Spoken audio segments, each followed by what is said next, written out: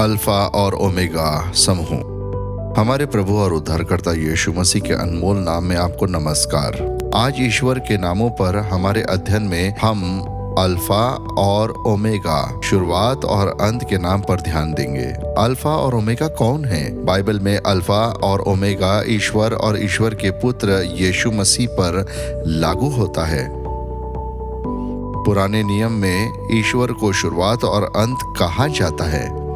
उत्पत्ति 1 में एक शुरुआत है। शुरुआत में ईश्वर ने अपनी छवि के अनुसार सब कुछ बनाया। यशायाह 40 की पुस्तक में 1:4 इस तरह कहता है, मैं ईश्वर जिसे शुरुआत से इतिहास को नियंत्रित किया है। मैं ईश्वर, मैं एक हूँ, मैं शुरुआत में था और मैं यहाँ रहूंगा जब सभी चीजें समाप्त हो जाएगी। यहाँ ईश्वर को अल्फा और ओमेगा कहा जाता है। शब्द में ईश्वर सभी बड़े अक्षरों में है। यह अंकित करता है कि यहाँ ओरिजिन वर्ड यावे, जो ईश्वर का व्यक्तिगत नाम है, यहाँ पर परमेश्वर ने अंतिम और अंतिम को हिब्रू और यूनानी दोनों में अल्फा और ओमेगा कहा है।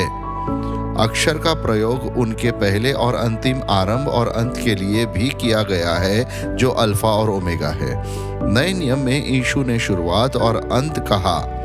प्रकाशित वाक्य 22 में इस तरह कहा गया था, सुनो, मैं जल्दी आ रहा हूँ, मैं अपने साथ अपना इनाम लेकर आऊँगा और मैं तुम में से हर एक को तुम्हारे किए का फल दूंगा। मैं अल्फा और ओमेगा, अतीत और खोया हुआ, शुरुआत और अंत। यूहन्ना 1 में यीशु को शब्द कहा गया। शब्द ग्रीक में लोगोस है। इसका अर्थ केवल शब्द से कहीं अधिक है। इसका बेहतर अनुवाद संदेश, यीशु ईश्वर से मानव जाति के लिए एक संदेश है। यूहन्ना ने यूहन्ना 14:6 में भी दर्ज किया, यीशु ही मार्ग, सत्य और जीवन। कोई भी व्यक्ति पिता के पास यीशु मसीह के अलावा नहीं आ सकता। और प्रकाशित वाक्य की पुस्तक में यीशु को अल्फा और ओमेगा कहा जाता है, जो पहला और अंतिम है, अंतिम की शुरुआत। यीशु केवल शब्द नहीं, वह वर्णमाला है। वह ए से जेड तक है और बीच में सब कुछ।